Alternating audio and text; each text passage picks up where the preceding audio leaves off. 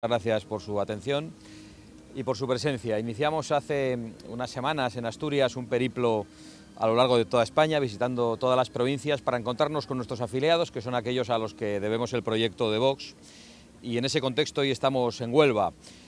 Pero en Huelva yo no tengo otra cosa que hacer en este momento y otro remedio que denunciar la corrupción generalizada que caracteriza en estos momentos al Gobierno de España y que preside todas las actuaciones del Gobierno de España: la corrupción económica, la corrupción política y la corrupción moral.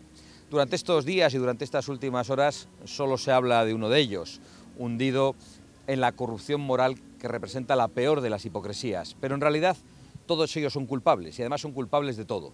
Son culpables de la promoción de la inmigración masiva, mientras los españoles lo están pasando mal y en concreto el 60% de los andaluces no llegan a final de mes. Son culpables de la suelta de terroristas y de violadores, poniendo en peligro a las mujeres e insultando a las víctimas del terrorismo.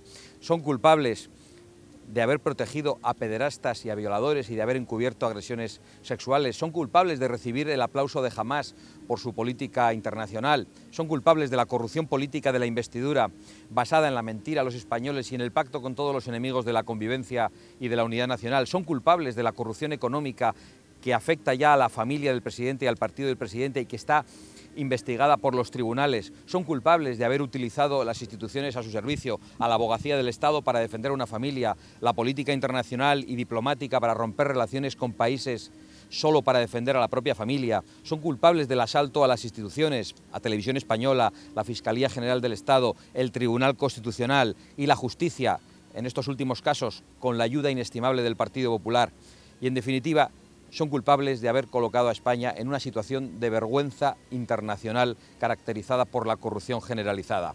Y estos días se habla solo de uno de ellos, y son muchos, pero hay uno que es el principal culpable, el presidente del Gobierno, Pedro Sánchez, que es el responsable en última instancia de todo lo que está pasando. Y España y los españoles no van a recuperar su soberanía y España no va a recuperar su dignidad hasta que Pedro Sánchez devuelva a los españoles la palabra y la soberanía que les ha robado con mentiras electorales y hasta que Pedro Sánchez dé explicaciones en el banquillo, las explicaciones que no quiere dar en el Congreso de los Diputados y que no es capaz de dar tampoco ante los medios de comunicación. Muchísimas gracias por su atención y me pongo a su disposición por si tiene alguna pregunta. Sí, yo quería preguntarle, después de lo que ha ocurrido, esas informaciones sobre Íñigo Errejón, su dimisión, ¿cómo cree que queda la situación de Sumar? Bueno, yo lo que creo es que queda en auténtica vergüenza toda la izquierda que ha tratado de promover en España la guerra de sexos y convertir a los hombres en presuntos culpables. Queda en verdadero entredicho todos aquellos que hacen una cosa, que pregonan una cosa y hacen exactamente la contraria. Quedan señalados todos aquellos que están permanentemente hablando de cómo tenemos que educar a nuestros hijos, que quieren entrar en los colegios a decir cuál es la educación sexual que tenemos que dar a nuestros hijos, que quieren meter a los lobbies en los colegios y que sabemos que actúan de una manera depravada y desde luego nada edificante. Y queda en entredicho el presidente del Gobierno, queda en entredicho Yolanda Díaz, que ha estado encubriendo y ha estado tapando estos sucesos que conocía hace mucho tiempo. Yolanda Díaz debe dimitir, igual que debe hacerlo Pedro Sánchez, pero Yolanda Díaz ha hecho en este caso una práctica que le caracteriza de tiempo, porque ya había encubierto el caso de un pedófilo que trabajaba para ellos y había despedido a las personas que lo habían denunciado. Por lo tanto, a nosotros no nos sorprende lo que está pasando. Parece que hay algunos, y quizá esto sea una pelea en el ámbito de la izquierda, que se alegran de lo que está ocurriendo. Me refiero al matrimonio de Galapagar. Pero lo cierto es que ellos también son responsables de este tipo de cosas. Y no se nos olvida que precisamente la ministra de Igualdad es la que dijo en España que los menores podían tener relaciones sexuales con quien quisieran. Y yo creo que eso abre una puerta peligrosísima. Y yo creo que eso es de lo que hoy se está hablando más allá de lo que ha hecho un personaje en concreto.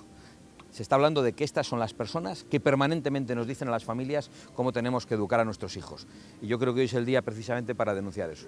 Parece ser que están saliendo denuncias que hablan de que hay otras personas de otros partidos políticos implicados en casos similares a lo que pudiera haber hecho Errejón. No sé si ustedes están preocupados de que pudiera salir alguna información que afecte a algún miembro de Vox y en ese caso si existe algún protocolo de actuación en el caso de que hubiera... Nosotros no estamos preocupados por lo que hace la gente de Vox. Nosotros Queremos estar rodeados de gente decente, no tenemos conocimiento de ninguna práctica de esa naturaleza y si eso se produce, evidentemente nosotros tenemos protocolos.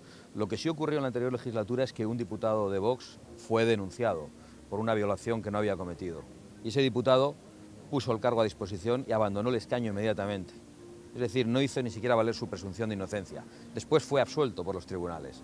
Eso es lo que sabemos. Luego los que parece que sí lo han hecho, incluso lo reconocen con sus comunicados y descubrimos que Sumar lo sabía, que la izquierda lo sabía y por lo tanto que Pedro Sánchez lo sabía, son precisamente los de izquierdas.